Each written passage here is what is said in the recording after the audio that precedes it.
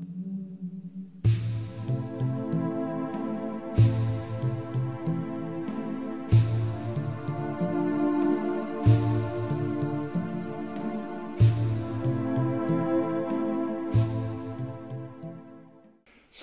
last afternoon I was speaking about the first stages of Anapanasati, just to be able to be aware of your body, Vedana, and a little bit of the mind, the chitta, especially what I just call peaceometer.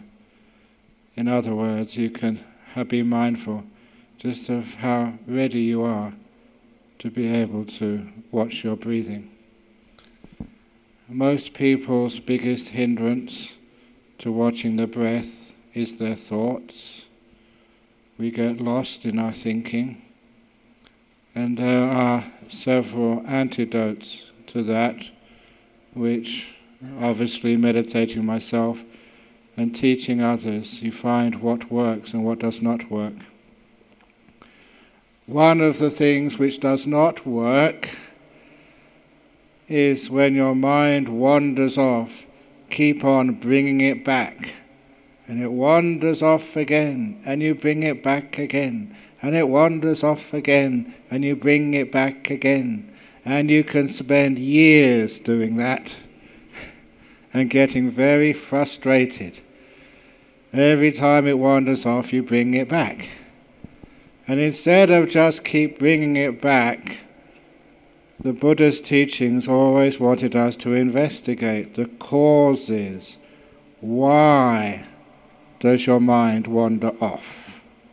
Instead of just bringing it back again and hoping that that way it won't wander off again, instead we find out why. So many similes I have developed. And one of those similes is, and it just come to me now because I heard the bird outside, is a person who keeps a bird in a cage in their house or just outside their house. And they always keep the door of the cage locked, so the bird can't fly anywhere. And one day it must happen just by chance that they leave the cage door unlocked or open, and the bird takes its chance and flies away and will never come back, because for the bird, the cage is a prison. And another person has a bird in their house in a cage, but they keep the cage door open so the bird can come and go as it wishes. But inside the cage they put delicious food, sweet pure water, and maybe even toys for the bird to play with. And they've got a very nice soft bed where the bird, or perch where the bird can sleep at night comfortably. And it's a 5-star cage, which means that the bird doesn't want to fly off. It stays in that cage because it's happy and peaceful. And I'm sure that you have understood the simile already. If your mind is an uncomfortable place, if you are very negative, have no happiness, no peace, then it is like your mind will want to fly off anywhere. It will want to go and look at useless plans for the future. All of these ideas of what you're going to do next. As I mentioned yesterday, I've been a monk over 42 years now. When I first became a monk, I never ever planned to be sitting in Bandarawela giving a talk to you guys and girls, you monks and nuns. This was not part of my plan.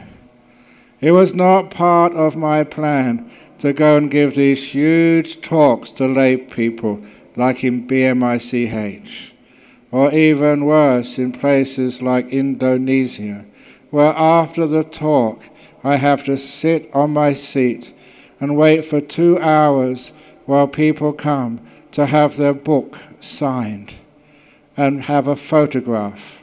Signing books, photograph, signing book, photograph, signing book, photograph. And I never planned to do that. Nevertheless, it makes many people happy and arouses their faith, so it's a worthwhile thing to do. So much of what I expected in life never turned out. It is just emphasizing what a waste of time planning the future is. So, we sometimes wander off into the future even though we know it is useless, simply because we want to escape the present moment. Or we start lingering on the past, all those things which you thought happened but did not happen. The past, what you remember, is unreliable. In West, psychologists have done many experiments to prove that your memory is unfaithful to the truth, but is more faithful to what you wanted to have happened. Your memory is untrustworthy. And the way that memory works, unless it's memory from samadhi, from deep stillness, ordinary memory works like this. When I was a young child at school, we used to play a game, and this is not anything to do with China, but we used to call it Chinese whispers. And we would all line up, maybe 10, 20, 30 children in a line. And the teacher would whisper something into the first child's ear. And they would have to tell the second child, who would tell the third child, who would tell the fourth child. So the words would go down the line of maybe 20 or 30 children. And when it got to the last child, the message was totally different to the one which was first said. Now that was just a game we played as children, but this actually happened in the British Army during the First World War, because the way the army gives instructions, gives orders, is from the top down to the people who are actually doing the fighting. So, a big general told his lieutenant general the order, send reinforcements, we are going to advance. This may be difficult to translate into Sinhala, but I think with a bit of wisdom you may be able to translate something similar. Send reinforcements, we're going to advance. He told that to the lieutenant general, who told it to the colonel, who told it to the major, who told it to the captain, who told it to the lieutenant, who told it to the sergeant, who told it to the corporal, who told it to the ordinary privates, the ones who were actually doing the soldiering. But every time it went down, the message changed slightly. And so instead of the message, send reinforcements, we are going to advance, what the people on the front line heard was send 3 and 4 pence, which was a British currency at the time, 3 shillings and 4 pennies, 3 and 4 pence, we are going to a dance.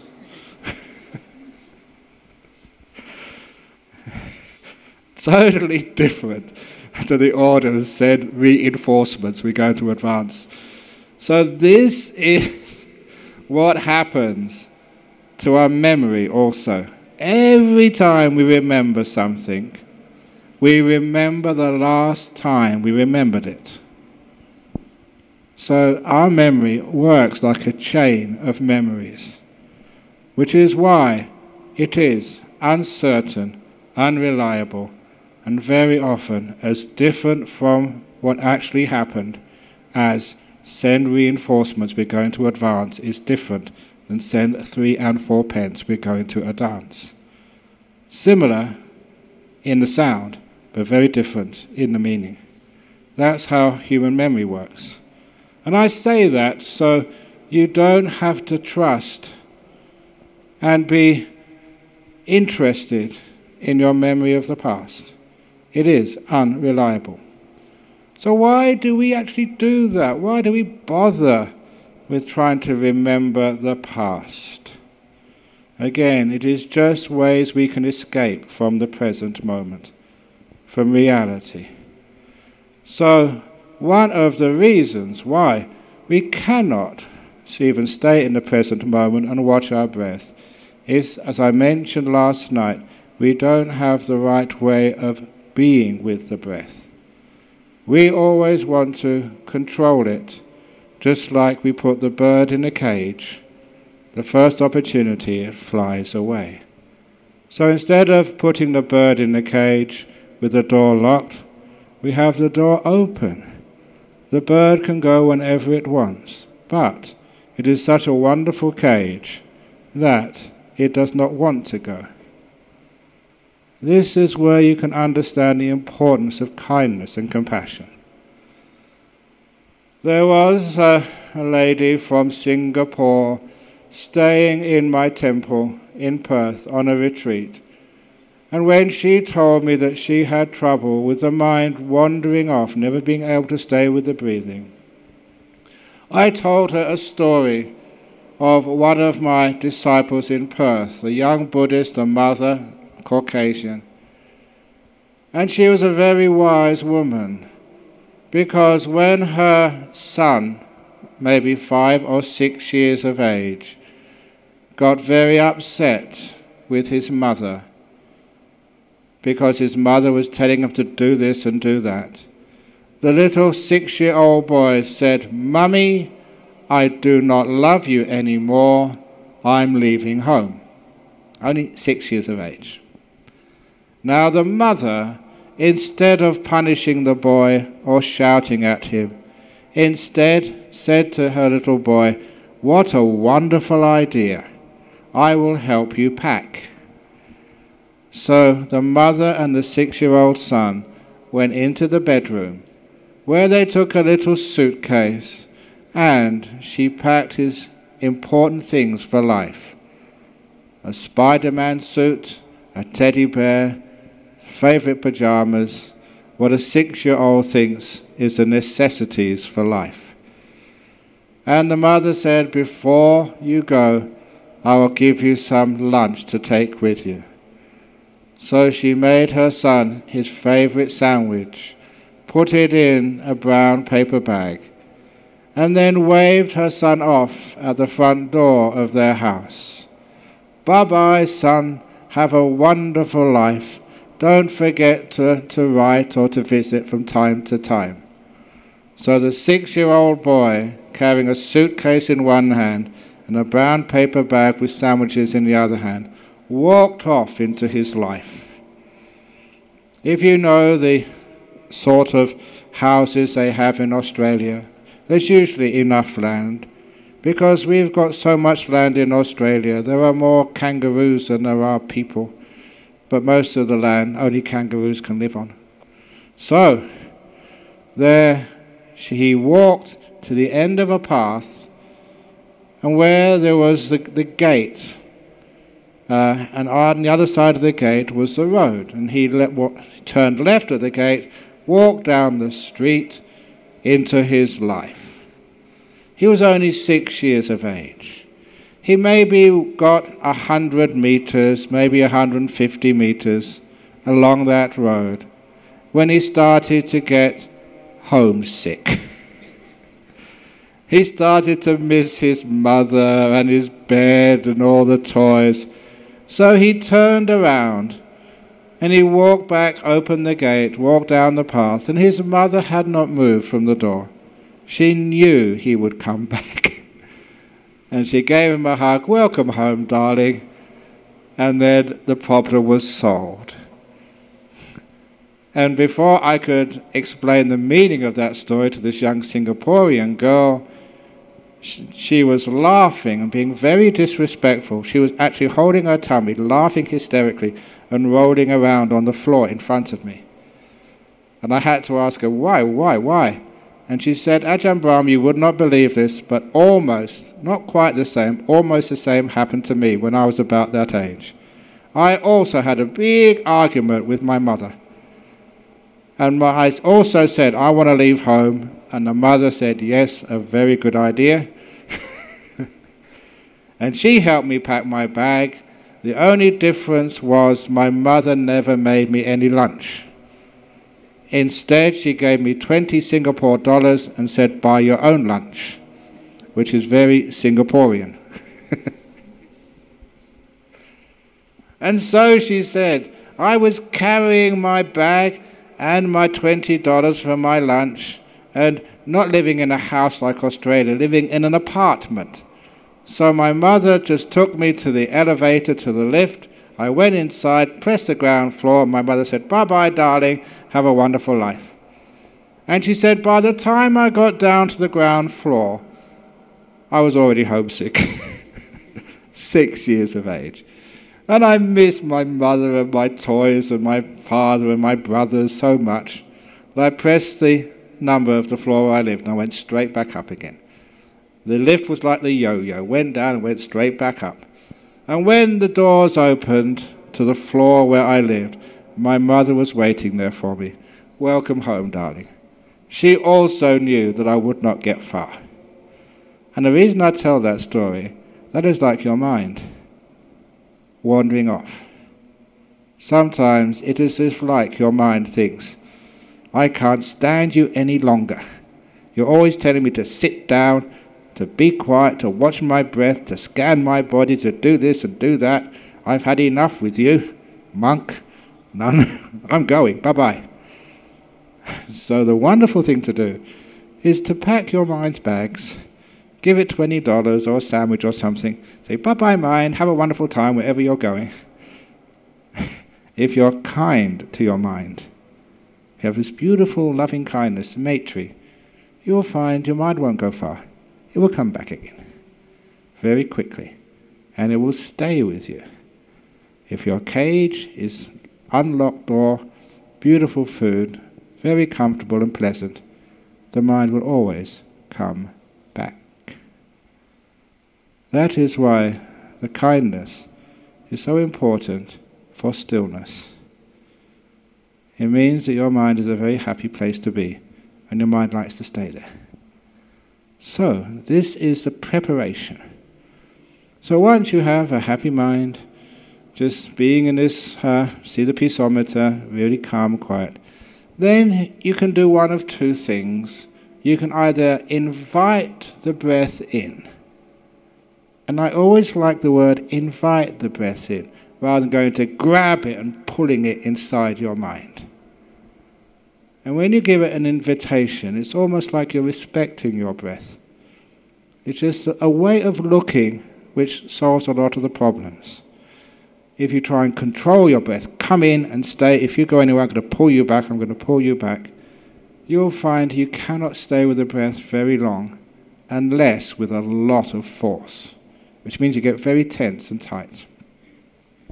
If you do use force in meditation, really strong force, you can get so far. You can get to nimitta stage, really strong lights, but you cannot make that last stage to go into jhanas. You're doing too much. You're controlling. You are far too present in the process of meditation. You are doing the meditation. One of the most famous and one of my favorite sayings from the Visuddhimagga is, the path is, but no traveller on it is seen. Nibbana is, but not the person who enters it. In the first part, the path is, but no traveller on it is seen. You don't do the meditation. You don't travel or walk the path. You disappear.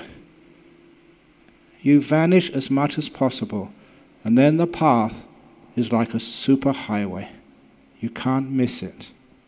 The more you do the path, the more you try to meditate, you get so far, but you cannot get that last part, the letting go, which takes you into jhanas, where you, as you usually recognize yourself, disappear, vanish.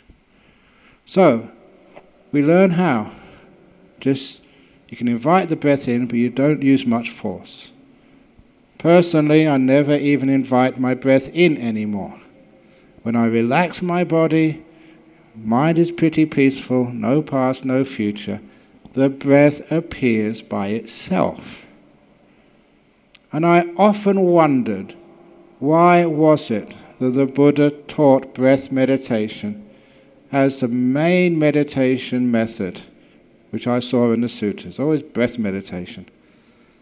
And I think one of the reasons is this, is when everything else disappears, the breath is left. It's the only thing left, which is moving. To understand what I mean, I will give a couple of similes. And the first simile from experience is as a young man before I became a bhikkhu, living in England, there was very, very few opportunities to go on a meditation retreat. So I could not be selective on what tradition I followed. There was a very good retreat center in the Tibetan tradition. I was not at all impressed with the teacher, but the facilities allowed me to meditate. And when you got your eyes closed, no one knows what you're doing inside. So you could be sitting here, following my meditation instructions, and you can be doing all sorts of stuff. You can be practicing vipassana, you can be practicing vajrayana, because you got your eyes closed, and I'm not going to read your mind. So I know that some people are afraid the monks with deep meditation can read your mind. They can read your mind. But honestly, monks, you read one or two people's minds and you don't want to do it again. It's like reading a bad novel. Please excuse me, but most people's minds aren't worth reading. So you don't have to worry about anything. So, I was going to a Zen retreat. And on this Zen retreat, I was asked to meditate with my eyes open, facing a wall, a simple whitewashed wall. And I was given no instructions on what I was supposed to do or why I was supposed to do it. Just sit down, keep your eyes open, and just stare at a wall. Now, it was helpful that I had done enough meditation before to train my mind to be still. So I wasn't looking at the wall, thinking about all the things of the past and the future. I wasn't allowing my mind to wander. My mind was peaceful and just watching the wall. And after 15 minutes, something very strange happened. The wall disappeared. It vanished. My eyes were open. 1 minute there was a wall there. The next minute there was nothing. Now, if you are a monk, a nun, sometimes you have to be courageous. Don't be afraid. Just something strange happens, get to understand it. Investigate it. Find out the causes and effects. So as a monk, a nun, you have to be courageous. So I just stayed there. This is strange, weird. Am I going crazy? Have I somehow lost my sight? But it didn't take me long to understand the causes and effects. When you're paying attention to sight and you're not paying attention to your thoughts, and you're just watching a blank or white wall for about 10 or 15 minutes, the brain turns off. Nothing is happening. So the brain does not register any sight at all. It doesn't see a white wall, it doesn't see a dark wall, it doesn't see anything. The sight is turned off. The easiest simile for you to understand because monks these days do use computers and tablets. If you have your computer screen open and you don't press anything, after 5 or 10 minutes or 2 minutes, your screen goes blank. It turns off. And that is so similar to what happens to the senses, the 6 senses. If nothing's happening, it turns off. So what I understood there was, because I wasn't paying attention to my thoughts, I was paying attention to seeing, nothing was moving, nothing was happening, and I understood that stillness leads to disappearance. The wall vanished because I was very still. You may also notice in this room there's a hum. Must be the electricity over there. You can hear it now, but because it's not going to move, it's not going to change, after a while you cannot hear that hum anymore. It vanishes, it turns off because it does not change. Things which don't change vanish. And that's such an important thing to understand. If your body is very comfortable, after a while it vanishes.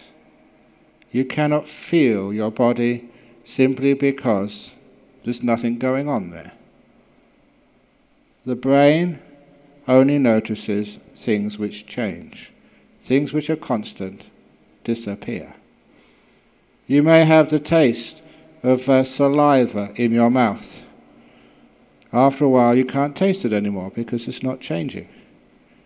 So this is an important understanding of why we do breath meditation. You're sitting here perfectly still and the body vanishes. Close your eyes. When you first close your eyes, you can see the inside of your eyelids. After a few seconds, it vanishes because nothing's happening. Sounds, it's important when you go into a meditation retreat. It doesn't have to be totally silent, but the sounds have to not change. If there's a sound of somebody, workers over there, there's a big bang, that does disturb you. But the constant sound of the rain on the roof hardly disturbs you at all, because it doesn't change, it's the same all the time. And also, it's very important that you eat good food on this retreat, because if you have indigestion, sometimes, because there's a monk sitting in front of you, sometimes the smell suddenly changes. Sometimes they pass wind. So out of compassion for everybody, anyone who has bad digestion and who has a lot of wind coming out of their backside, please sit at the back so not many people are disturbed by your indigestion. Please do not sit at the front, where many people behind you have to suffer. And now, of course, you understand the ones who sit in the back, why they're sitting in the back. So, because nothing changes, it disappears. So, there you are, your body's vanishing, sight's vanishing, sound's vanishing, smell, taste are vanishing. The body only notices things which move. And one of the last things which is moving is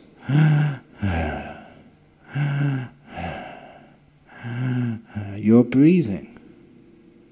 Even if you didn't try to focus on your breath, you will become aware of your breath, because it's the only thing left to be aware of.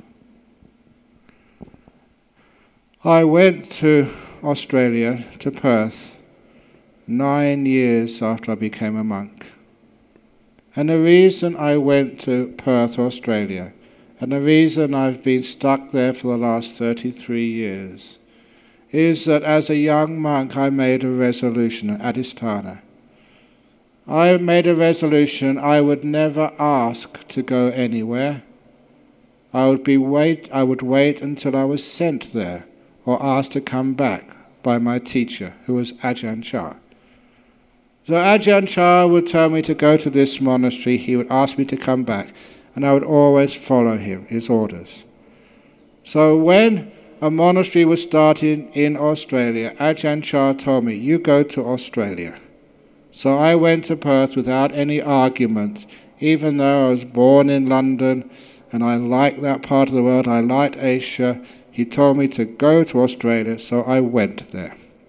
1 month after I went to Australia, Ajahn Chah had a stroke. He could not speak anymore. He was unable to ask me to come back. That is why I've been stuck there ever since. Well, I'm happy there. So, when I first went there was a young man who came to visit myself and the fellow monk who was with me at the time, a monk called Ajahn Jakaro, who eventually disrobed. That's why I became the abbot. I never sought this position. It was that he left me in what we call in Australia, left me in the poo. So I had to make the best of it. It's very nice being second monk. Second monk, you get a lot of privileges, but don't have to do the work. It is like if you go in a convoy. It's always best to be the second car in the convoy, because the first car in the convoy gets all the bugs on the windscreen. So that's what I get. I get all the bugs on the windscreen when everybody else following behind can actually drive freely. So, but when he was still there was 2 monks in Australia for the first year. That's right, first year. And so this gentleman came up and said that he had imported and brought a flotation chamber, otherwise known as sensory deprivation chamber.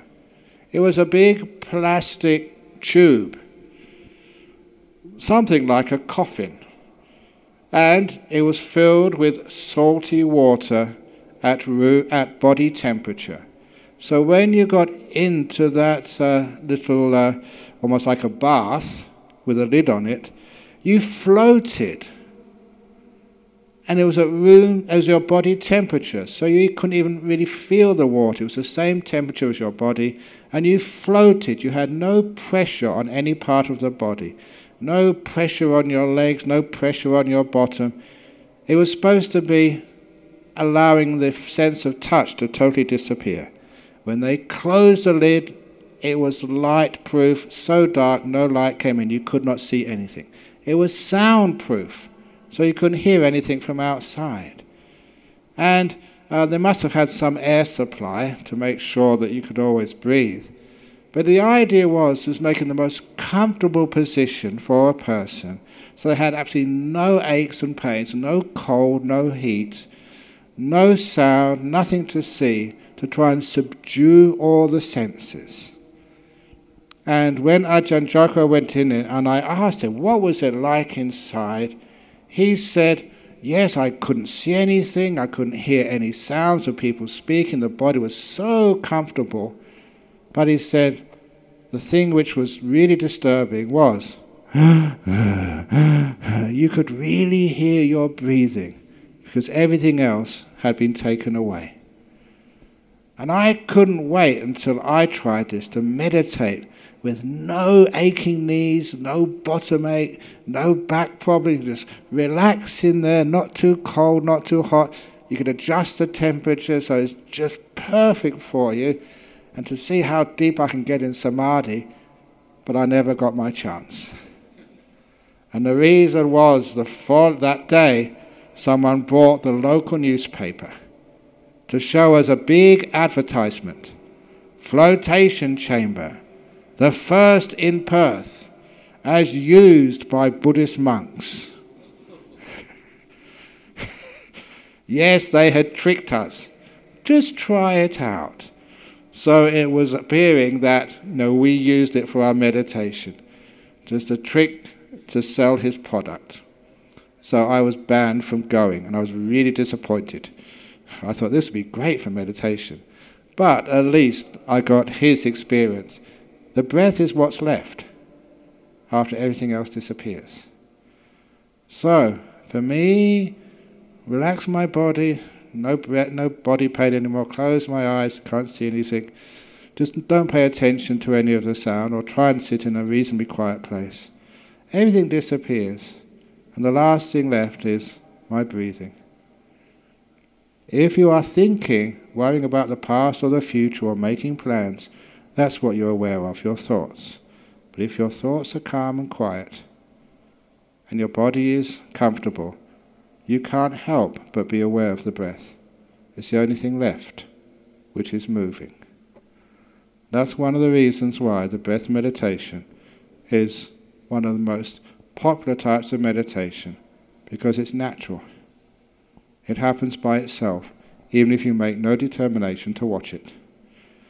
So that is the best, to calm the body down, calm the mind down, and then the breath comes to you. Now in Anapanasati, it does say, I have to mention this because sometimes people get confused. In the Anapanasati Sutta, it does say that you watch the long breath going in, a long breath going out, then you watch a short breath going in and a short breath going out. Those are stages 1 and 2. But what happens if your breath is in between? It's not long, it's not short. What are you going to do then? Do you have to deliberately breathe in the long breath first of all? And how long do you have to do that for before you can do the short breath? And you will find that, I think you understand this, you're monks, nuns, you've been meditating long enough. You don't have to do stage 1 and then stage 2. These are alternatives. Either one will do. Or you can do something in between, the middle breath. That's fine as well. It's just the beginning so that you can be aware of your breath and give it something extra to make it a little bit more interesting. Instead of just watching the breath go in, breath go out, see if you can know whether it's long or whether it's short, whether it's in between, whether it's about 2/3 or 1/3 or whatever. Give it something of interest to add on to the experience of the breath. And that is also where you find that people add words to the breathing. They call them like mantras. In Thailand, where I grew up as a monk, they would always use a mantra, Bud Ho, with the breath. Breathing in Bud, breathing out Ho. Bud Ho, Bud Ho, Bud Ho, Bud Ho. Because for someone who was born in that country, the word Buddha would actually have a huge meaning. And it would make the breath attractive. They would have respect for the breath, as they would have respect for the Buddha. So they would often do that. That was what Ajahn Chah started off with. Breathing in, Bud, breathing out, To, Bud, Ho, all the time. That is only stage 1 and stage 2. You don't do that all the way through meditation. When I went to Australia, I tried that with Westerners. Bud, Ho. That never had the same emotional significance for them. So I tried other alternatives. Especially for Western people or Western trained people. The same will go probably to Chinese and Koreans as well. The word I tried next was, as you breathe in, you say to yourself the word shut. As you breathe out, up. Shut up, shut up, shut up. To try and get people to be quiet inside. But that didn't work. So one of the words I found which was helpful, I'm not sure you're monks and nuns, you've probably gone way beyond this, but you can actually teach this to your lay disciples and they find it very helpful. As you breathe in something positive like peace. Or if they're sick, breathe in health. If you're tired, breathe in energy. So you imagine to yourself, say what the word peace means. Don't just say the word, feel its meaning. A little exercise for you here. Peace. Peace. Peace. Peace. Peace. If you weren't resisting, you will find that after I said the word, automatically your mind will go towards the meaning of that word. You start to feel some peace, to know what the word is pointing to. And of course you all know that the word is much different from the meaning. So when you say peace, you actually feel peace come in. To make a point at my Bhikkhuni monastery in Perth, Dhammasara monastery in Perth, it's nice to see many nuns here, Bhikkhunis. It's one of my, that's one of my things I'm really, really trying hard to re-establish Bhikkhuni Sangha. And even with Venerable Metavihari's help, that when we saw the Prime Minister yesterday, we really hammered him as much as we can hammer a Prime Minister to actually to see if we can get the Bhikkhunis in Sri Lanka recognised. So we're working on it. It takes a bit of a while. You know what the politicians say? Oh, it's to do with the Mahanayakas. Mahanayakas say, no, it's to do with the politicians. Always passing the buck. But we're not letting them get away with that. But anyway, so, we're on your side. It's happening. And so, that in our Bhikkhuni monastery, I have to give them some teachings. But instead of just giving them a talk, I decided to give them a little exercise, an object lesson. I needed to go to the toilet, to urinate. So I asked the senior nun, Aya Hasapanya, where is the toilet which I can use? Now, I was visiting that place before she even came there. And I brought the place for them. So I know where the toilet was. I said, it's over there. See, it says toilet. So I went to the door where it said toilet, and I pretended, I didn't really do it, I pretended to urinate on the door. I said, what are you doing? Well, you told me it's toilet. You pointed to the door. It's even got the name on it, toilet, on the door. Isn't that the toilet? It says so on their toilet.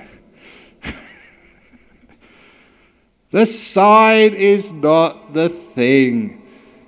Toilet means it's inside. We all understand that, but really, just to make it more precise, you should put like toilet, like men or women, toilet, and you should put the word inside on top of the door so people don't make the mistake. Toilet inside. But I was just doing that to see this is the idea. The word toilet doesn't mean the place you urinate. It's pointing to something.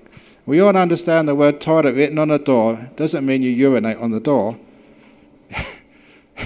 Or if you have a post there saying toilet that way, like you have here probably, you don't urinate on the post unless you're a dog. You actually go to where that sign is pointing to. So when you say peace, the mind is very well behaved. It actually goes in that direction and you feel peace. You feel peace coming into your body and mind as you're meditating. Breathing in peace. And breathe out, let go. Now you're letting go of the air, so it feels correct as you breathe out to let go.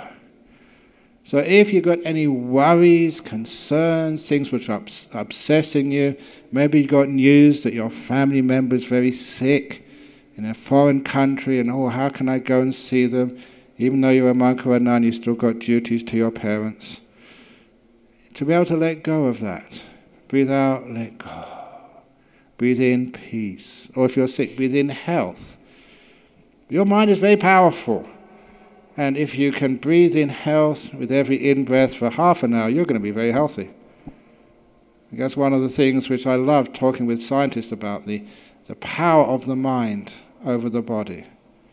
And anyway, so you do this with your breath, breathing in peace, breathing out, let go, as an alternative to stage 1 and stage 2. Or people do the counting.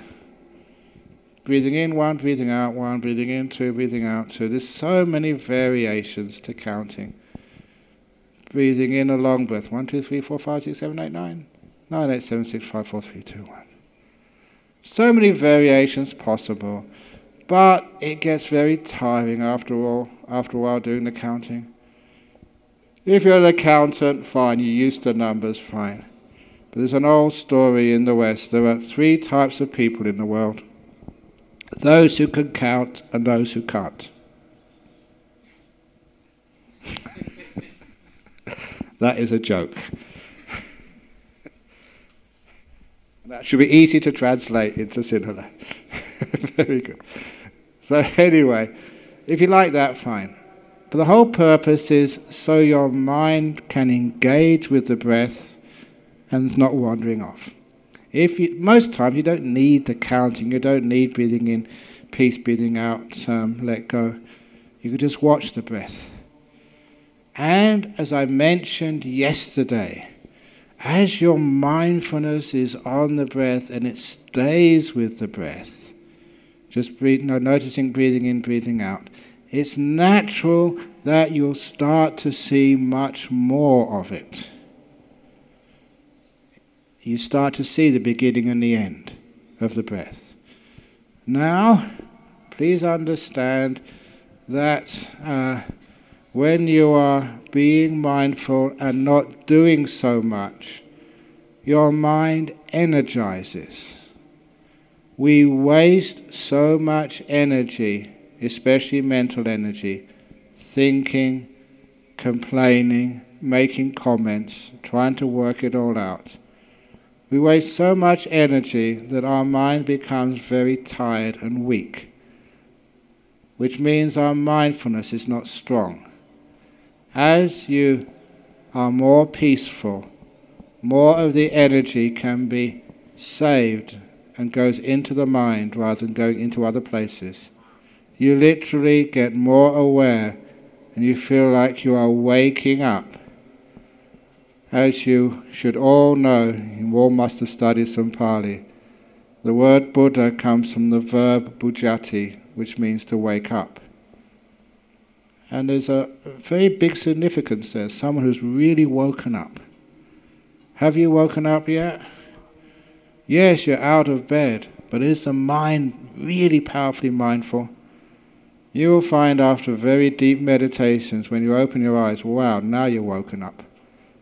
Everything is just so much clearer, brighter, you can see more detail. And so the whole process of Anapanasati is always waking up the mind, making it more energized, more brighter, so you can see more.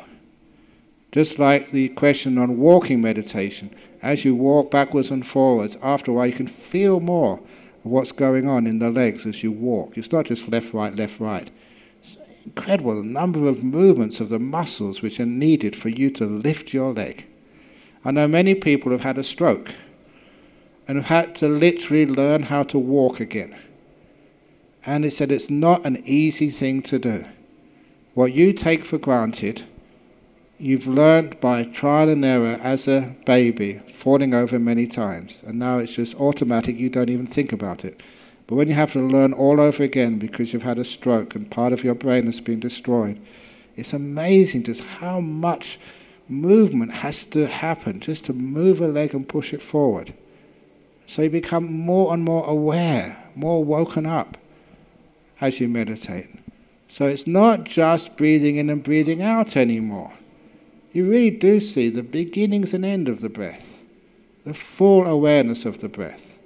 And I know that some monks, they argue, I'm not sure if they're monks here in Sri Lanka, but some monks in Thailand and the West argue that stage 3 of Anapanasati, Sabakayapati Sangvedi, means you're experiencing your whole physical body when you're breathing.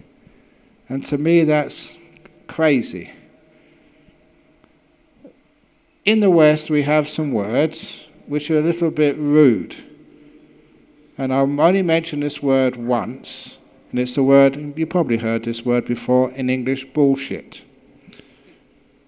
And because people say that monks shouldn't say such rude words, I translate that into Pali.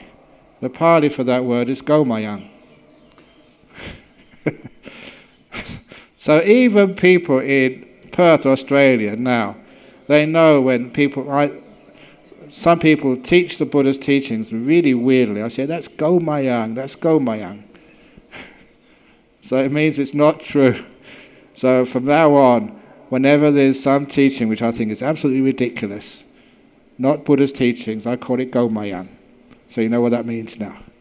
So the idea that you're watching your body at the third stage of Anapanasati is gomayang. So instead, the body means the body of the breath. Kaya, the word, does not mean physical body all the time. You have manokaya.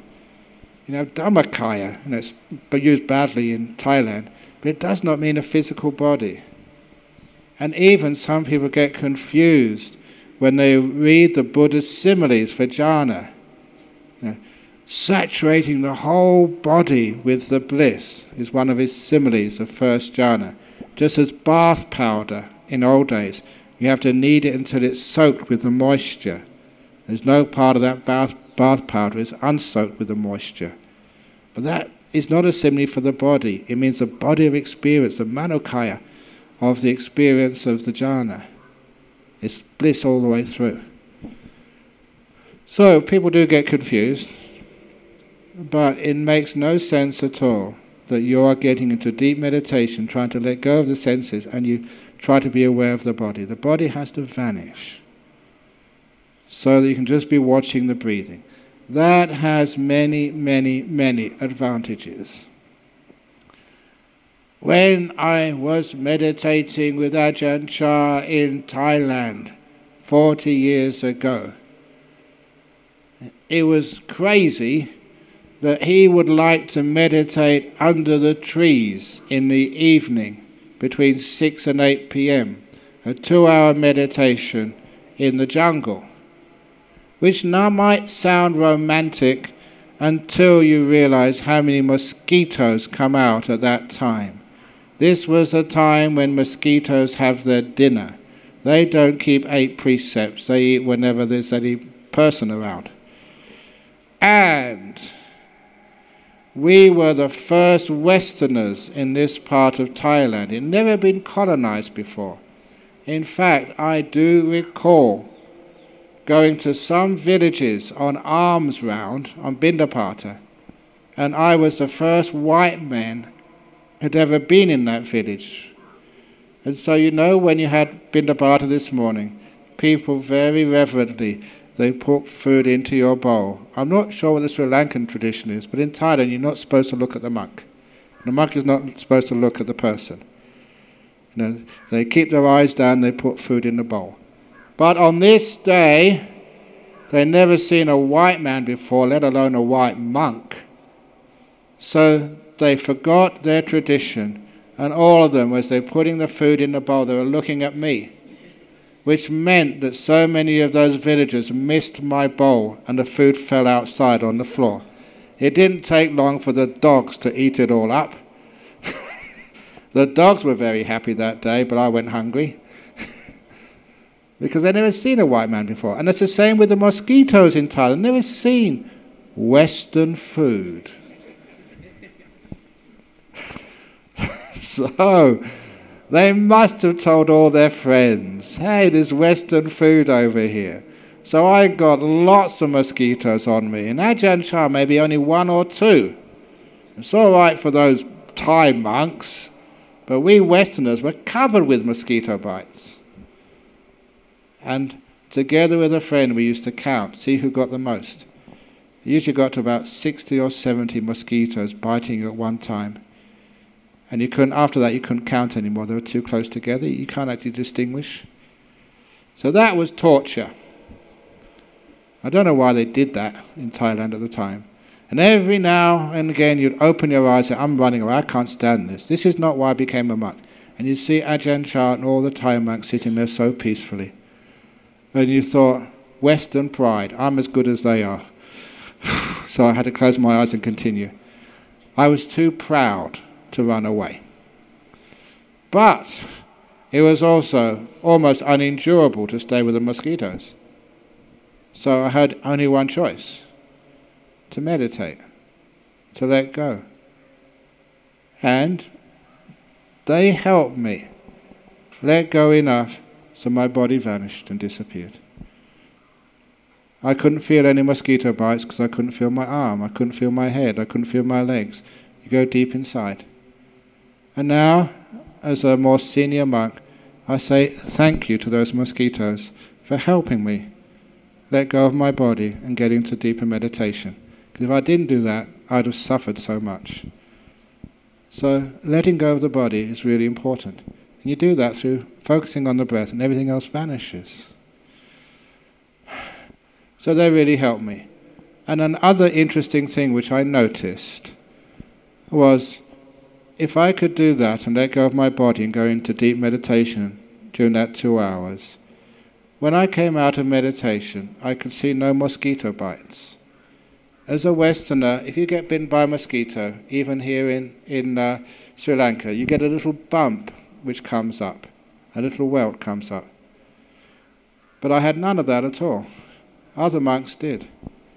And I thought that must be this samadhi gives you a force field which no mosquito can penetrate. And I thought, wow, this samadhi is very powerful. A supernatural power that mosquitoes, they can't get through your force field. And I thought that's really cool. But later on I found it's just science. Something which you should know if you're in the jungles in Sri Lanka and you want to avoid mosquitoes. Mosquitoes are attracted to carbon dioxide coming out from your pores of your skin. The more high your metabolism is, the more you do and think, the more carbon dioxide comes out from your skin, the more that the mosquitoes can see you. They will go to the people, the monks, who are most worried about mosquitoes. The more anxious you are about contracting Zika or malaria, whatever else, or dengue, whatever else is here, the more anxious you are, the higher your metabolism, more carbon dioxide comes out, the more you are telling the mosquitoes, come here, here I am. But if you're very calm and very peaceful, the amount of carbon dioxide coming out from you is reduced, and the mosquitoes can't find you. You become invisible. And when you're in deep meditation, your metabolism is very, very low. You're not thinking, you're hardly breathing. Everything is just so slow and calm that hardly any carbon dioxide is coming out from your body. That was why the mosquitoes couldn't find me. The signal of something metabolizing, carbon dioxide being emitted, had been taken away. So for goodness sake, if you don't like mosquitoes, please don't worry about them. Calm down. Don't get anxious. Otherwise, the more anxious you are, the more the mosquitoes can find you. So they help me let go of my body. So there you are, just watching the breath coming in, going out, coming in and going out, from the beginning to the end. And it becomes peaceful all by itself. And because it becomes peaceful, you also become energized and happy. The fifth and sixth stage is piti sukha coming up. When I'm going over time, I'm trying to really get into the Anapanasati. And I'm going back to one of the pieces of advice which I got from Ajahn Jacaro, the first monk I was with in Australia. He said, Ajahn Brahm, you're a very experienced meditator, and a lot of time I talk about the very deep meditations, the nimittas and the jhanas, which I will do on this retreat. There's plenty of time left. But, he said, what most people need, even monks, is just the foundation, the beginning part. He said, can you please pay more attention, give more talks on how to get to the stage of the joy and the peace coming up in meditation. And what he said was very helpful for me as a teacher, because once your breath becomes very peaceful, and you have it, you're not wandering off anywhere. You can meditate, you can watch your breath for a long period of time. Then it will become happy. The fifth and sixth stages will happen by themselves. As you breathe in, just watching this whole body of the breath from beginning to end, piti and sukha will arise. Your breath becomes delightful, really happy. So much so you're sitting here just so happy, meditating, breathing in, breathing out. Just that much is very satisfying, which will mean there's no effort required. You don't have to force yourself anymore. That you are happy meditating. So much so that your mind looks forward to it. As it says in the suttas many, many times, that the mind pakandati, leaps towards the meditation. It just doesn't, just like a dog would leap towards the food. Your mind doesn't need to be forced, it just leaps, jumps onto the meditation because it loves it. You get the joy in the meditation, the piti sukha. When happiness comes up in the meditation, please don't chase it away. It's supposed to happen, so you enjoy the meditation. Even my lay followers, I keep on telling them that sometimes your meditation gets so delightful, you don't want to have breakfast or lunch, even when you're on 8 precepts. It's so wonderful that, you're not interested in dinner, or lunch, sorry. Meditation is more delightful.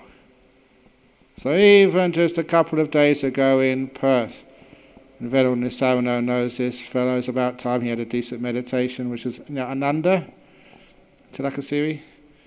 And he just missed his breakfast a few days ago. He was just having too much fun in his meditation. Just really breathing in, it's so delightful, so wonderful. The bell went for breakfast. No, I'm going to meditate instead. The joy of meditation becomes so great that even you will miss the Bindabata, you will miss your lunch, and you don't mind at all. Meditation is more delightful. So if that happens, if in the morning it comes to the breakfast time and you see somebody just sitting here with a big smile on their face, leave them alone. You can eat another time. And even for the midday meal, the lunch meal at 11 o'clock, if someone is meditating here, just leave them alone. Don't knock them on the shoulder. Come on, lunchtime now. No, meditation is more important. And it's more delightful. So you just do that. You never suffer. The delight in meditation. I'll say more about that tomorrow. So please excuse me for drawing this out. There's 10 days. We're going slowly and meticulously. So there we go. That's just over an hour. I don't want to go too much further. Is that okay? Very good. It's really cute. That's really like, the nod. Okay. What do you do to say no in Sri Lanka? Oh, you really would knock your head very fast. Okay, very good. So very good. So hopefully that was useful for you. There's more coming later on. And this afternoon, 3 o'clock, be some questions and answers. Are we doing interviews yet? Or not yet? Yeah. Usually interviews, I like the first day or two just to be free of interviews, to give people some experience so they can ask questions afterwards. But it's up to you. You can do it this afternoon between 2 and 3. Or whatever. Okay, so please now enjoy the meditation. The talk is now going to be translated. And is it clear enough, the talk? Am I saying too much? Very good. Okay, very good. So those of you who can't understand English, then he's going to translate into Sinhala. For those of you from China who can't understand either English or Sinhala, you're in big trouble. Very good.